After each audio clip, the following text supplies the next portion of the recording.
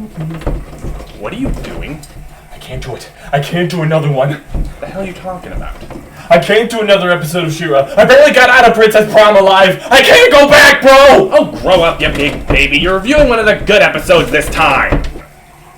I am? Yes! Now quit screwing around and do your job. Oh, in that case, maybe it won't be so whoa. Hang on a second. What? There are good episodes of She-Ra?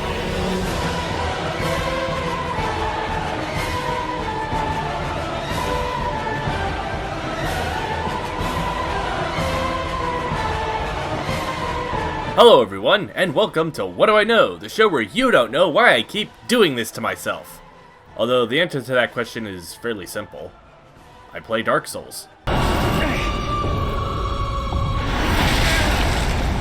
But in all seriousness, I sincerely doubt that I'd have kept watching She-Ra if it didn't have any redeeming qualities, even with Best Girl Entraptor around. And occasionally, if accidentally, there are brief moments of quality storytelling that result in something that's actually kind of okay. And when the stars align just right, these moments of brilliance coalesce to form a surprisingly good episode. Not often enough to make the show worth your time. In fact, Promise's only real competition for best episode are Lightspinner, Remember, and Hero, but it does happen. I'll get to those episodes at a later point down the line, but before then, let's talk about the undisputed best episode of She-Ra Season 1. But first, a quick recap.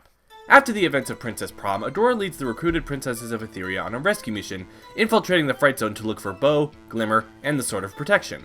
They manage to get Bow and Glimmer out, and during their escape, Catra returns the sword to Adora. It makes sense in context. But Glimmer's ability to teleport gets disrupted by Shadow Weaver, and Entrapta is left behind, presumed dead.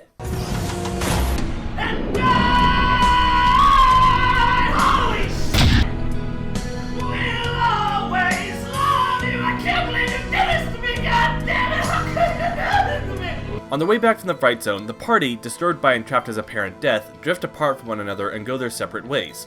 When Adora, Bow, and Glimmer get back to Bright Moon, they try to fix Glimmer's teleporting ability, but whatever Shadow Weaver did to Glimmer proves too difficult to fix. Remembering that one of the Sword of Protection's fabled abilities is to heal, Adora heads off into the Whispering Woods to find the Crystal Castle from the pilot episode, where she hopes to figure out how to heal with the sword. Over in the Fright Zone, Catra and Scorpia find Entrapta skulking through the vents, and after convincing Entrapta to use her technical know-how to help the Horde, she tells them that she needs some Force One's tech to perform her experiments. She gives Catra a tracker pad, and Catra follows the pad's signal into the Whispering Woods, towards the Crystal Castle, where she spies Adora approaching the structure. And that's where we're at now. Adora is at the castle to find a way to heal Glimmer, and Catra's at the castle to find some First One's tech. We open with Adora opening a secret entrance into the castle. She enters the structure with Catra following her inside, and the hologram thing Adora met in the pilot episode pops up in front of her. What is your query? The legends say that She-Ra could heal people using this sword. How do I do that? What is your query? Windows 98! Get Bill Gates in here! So Adora transforms into She-Ra, and this time Windows 98 recognizes her, but it doesn't do much to help the situation. One of the Sword of Protection's many intended functions is to heal and restore balance. How can I use the sword to heal people? One of the Sword of Protection's many intended functions... You told us Windows 98 would be faster and more efficient with better access to the internet! It is faster, over 5 million... Thinking back to one of the visions she had when she first touched the sword, Adora asks to talk to Lighthope. Windows 98 responds by saying that Lighthope is waiting to meet her, but that Adora must first let go. But before she can get a straight answer as to what that means, Catra, who's been skulking in the background, removes a data crystal from a console, causing it to light up, which in turn causes Adora to jump. Hey, watch it! I'm only here to steal some First One's tech so my new friend can build a more efficient army of robots to destroy you. Gosh! Unauthorized presence detected. Security protocol activated. A bunch of bug bots come at them, and Adora and Catra make a break for it. Why are those things trying to kill us? They're trying to kill you! Well, can't you tell them to stop? No, I can't tell them to stop. Clearly, nothing in here is listening to me! They get cornered, and Adora smashes the wall apart while dropping the ceiling behind them, separating them from the bugs. What are you doing? No, really, Adora, what are you doing? The logistics of that maneuver made no sense. Those things aren't gonna stop until they get you, and as long as I'm protecting you, they'll see me as a threat too. Even though you just revealed to the computer that you're She-Ra, and it has every reason to make sure you stay alive. No wonder the First Ones all died out. Why are you looking at me like that? Wait. No. I know what this is about. Ugh, I knew you'd be weird about me letting you escape. I told you it's not because I like you. Excuse me one moment.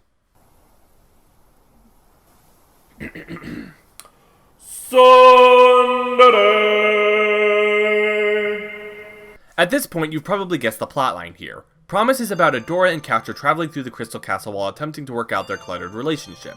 It's a fairly standard locked-in-a-room plot, but with the added spin that they've got the entire castle to play in. It's not the only show you'll see this trope, hell, not even the only show you'll see this particular spin on it either, but I've always believed that execution is more important than originality, and the execution is about as well realized as you could hope for, especially considering the show's usual standard for quality. They walk in silence for a while before coming across a room filled with pitch black darkness. Where did the door go? Wait, I think I see something. Hello? Light Hope? I knew it! It was all just a bad dream and Adora's about to wake up! Go, Adora! Head towards the light! Must move toward the light. What's...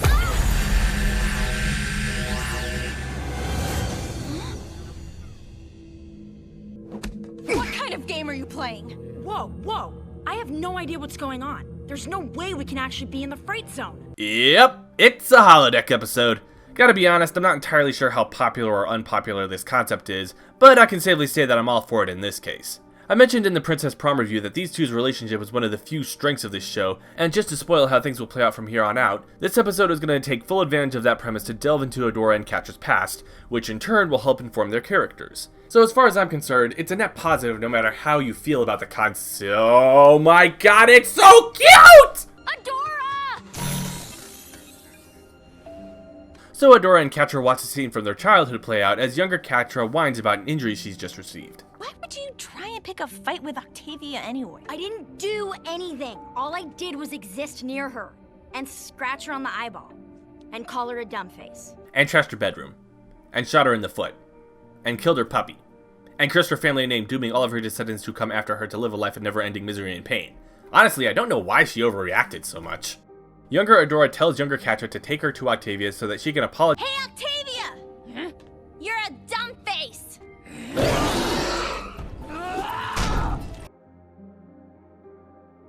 That should annoy me, but I'm gonna let it slide because it was adorable.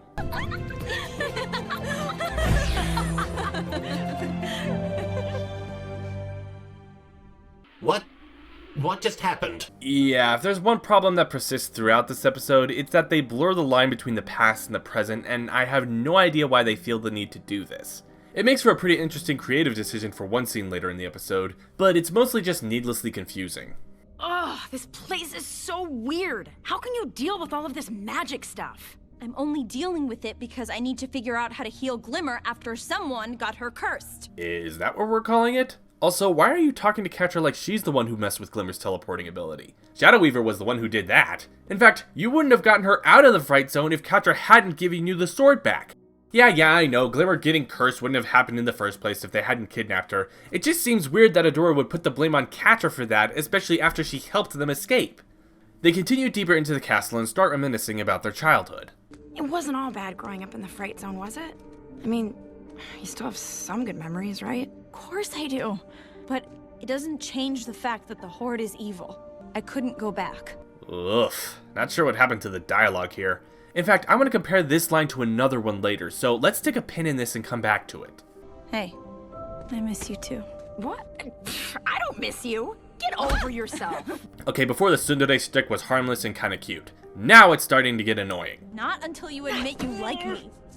I don't like you. We get it! You want us to ship these two! Get on with it! Oh, thank God, the plot interrupted them. We get a fight scene between preteen Catcher and Adora that honestly kinda sucks, not gonna lie, and Adora comes out as the winner. Hey, you were awesome! Did I hurt you? No, I'm fine. You're just lucky I let you win. If I came in first, people might expect me to actually start doing stuff around here. Second place suits me just fine. Preteen Adora goes off to celebrate with the other cadets while preteen Catcher goes into the changing room.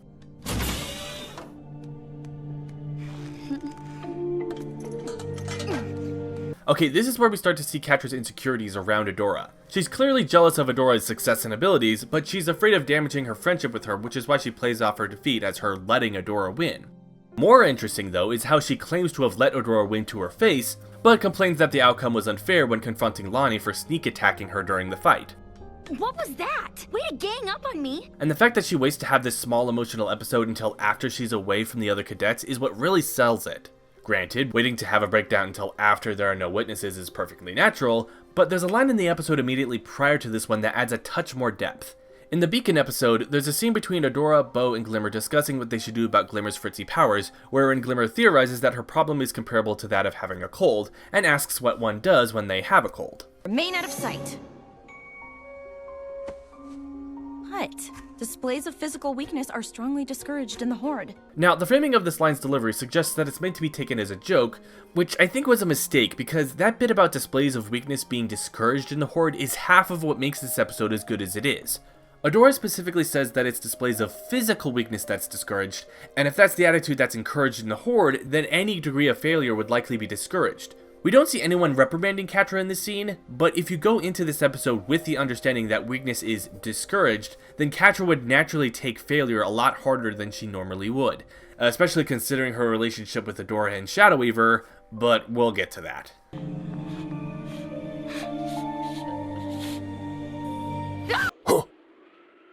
What? How? Why?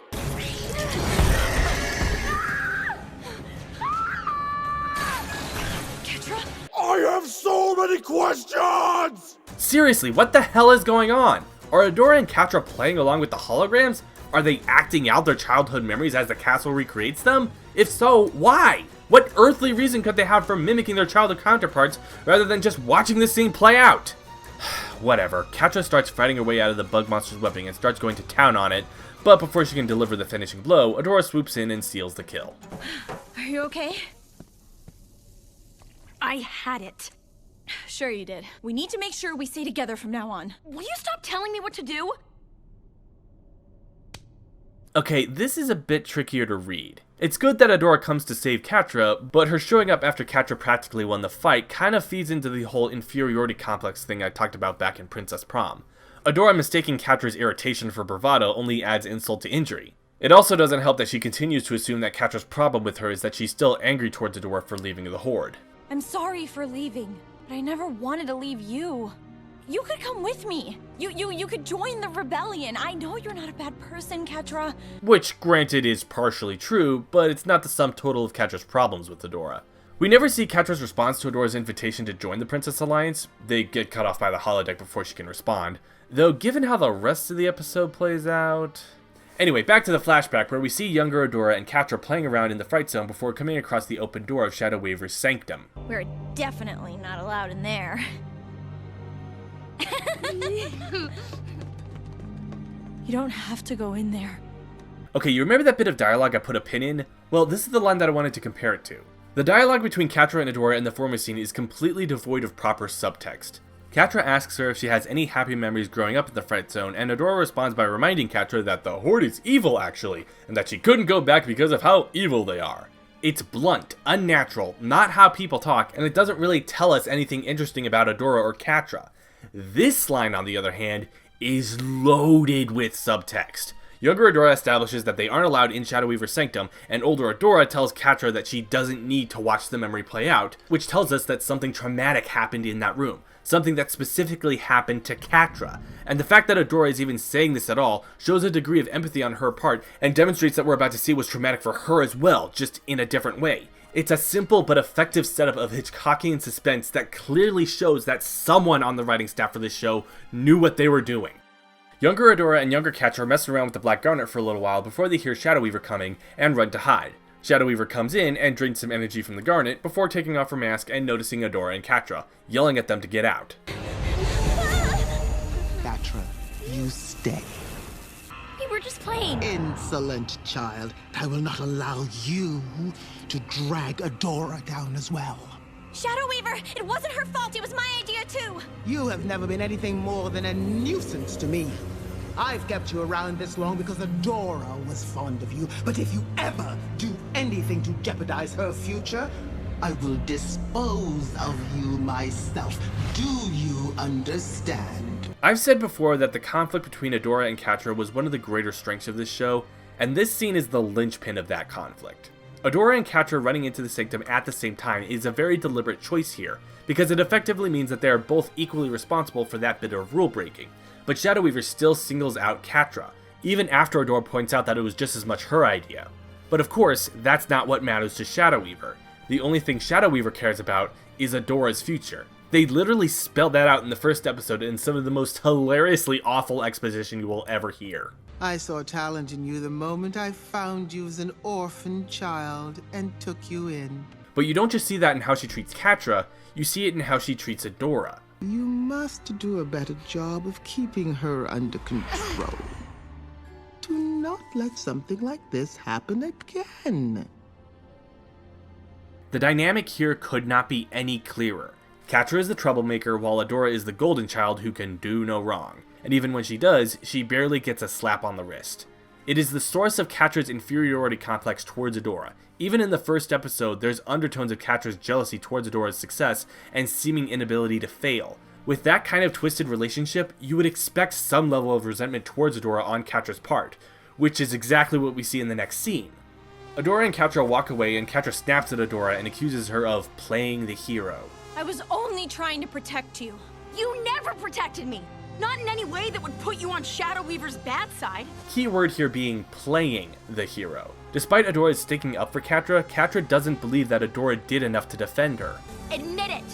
You love being her favorite! That's not true! I have no trouble believing that Adora is sincere when she says that she doesn't enjoy being the favorite, but Catra doesn't believe her, and can you really blame her? There wasn't a lot Adora could do to stop Shadow Weaver, but the abuse still happened despite Adora's intervention.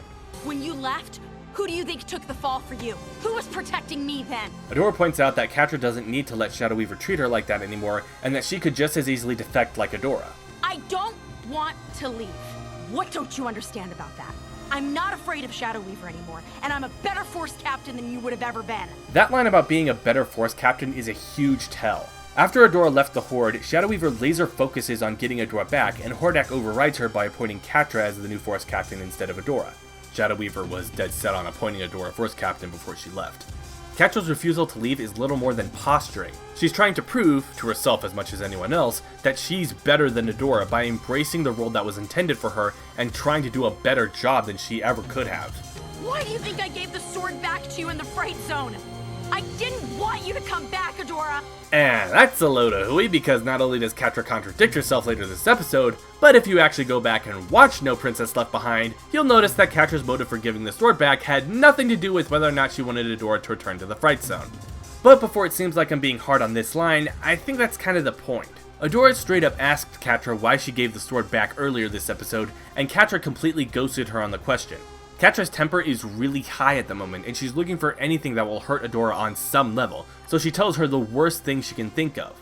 I am honestly struggling to comprehend the fact that this is the same show that has Flowers for She-Ra and Princess Prom in its lineup of episodes. They nail the emotion and drama in this scene so well, I don't even care that they're flipping between the past and present anymore. It actually fits with how it's been presented because the past and present versions of this argument are more or less the same. Catra storms off, and before Adora can follow her, there's another glitch in the Matrix, and Adora is attacked by more bug bots. She makes a transform, but the sword is knocked out of her hands, and the episode cuts over to Catra running down the hall, while flashes of her past play out around her. She comes to a stop and hears someone crying, prompting her to look up, notice that she's standing in a barracks room, and that her younger self is sitting on one of the beds, wrapped up in its sheets. Catra? It doesn't matter what they do to us, you know? You look out for me. And I look out for you. Nothing really bad can happen as long as we have each other. You promise? I promise. Guys, I can't explain it, but I've got this really weird feeling that this scene is really, really important. Back over to Adora, she continues to fight off the bug things and goes for her sword again, but that quickly turns out to be a mistake as the bots tie her up and dangle her over a pit.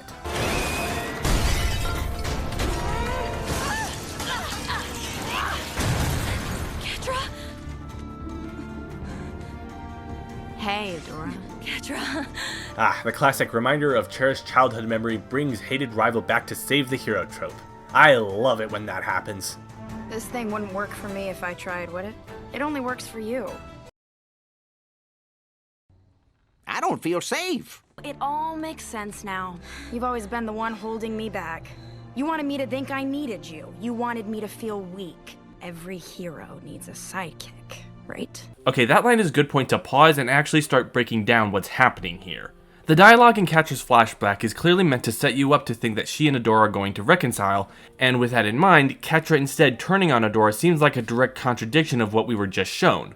One might think that this isn't Catra at all and that this is just another hologram, but keep in mind that all of the holograms up until this point have been flashes of the past, which isn't what we're seeing here. This is Catra.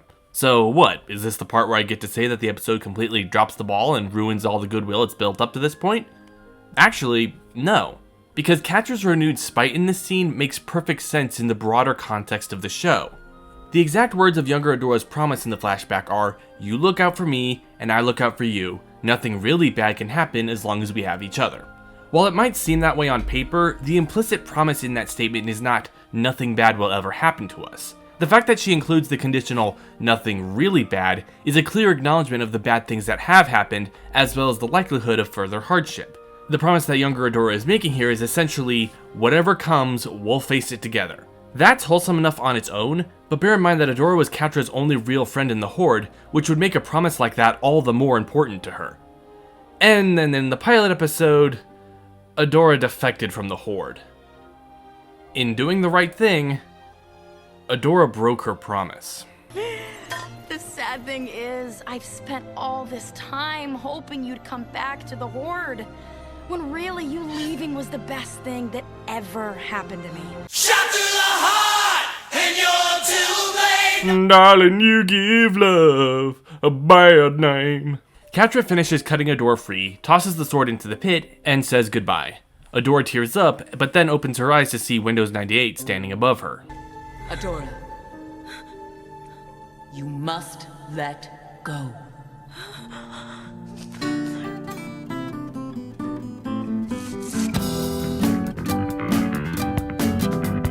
And we end the episode with Catra returning to the Fright Zone, giving the data crystal to Entrapta, and going to bed. You know, I really like that. Yep, me too. Are we in the right theater? In hindsight, it's not really that surprising that this is one of the better episodes of this show. When you watch the series as a whole, it becomes very clear that the writers put all of their effort into developing Adora and Catra's relationship over its other aspects. And I, for one, have absolutely no idea why that could be! But that's hardly surprising given that their rivalry throughout the show is the heart of the story, and any episode focusing on that is bound to be a quality product by virtue of association. It's far from perfect. Blurring the lines between the past and the present was both confusing and unnecessary. Catra's return to Adora in the end could have been better integrated into the story, even if the scene itself is quite good. The payoff for Windows 98's line about Adora letting go seems a bit too specific for what it ends up meaning. Yeah, I'm sure it's meant to be symbolic of Adora letting go of her relationship with Catra, but her behavior following this episode doesn't really support that. And there are several bits of dialogue that are in desperate need of proper subtext. But with a solid premise, good writing, and a character dynamic that puts all the others in this show to shame, Promise is about as solid an episode as you could hope for in this dung heap of a series. I'm Officer Happy, and even at its absolute worst, there's still at least one good thing I can say about She-Ra and the Princesses of Power. It's not High Guardian Spice. We're done here.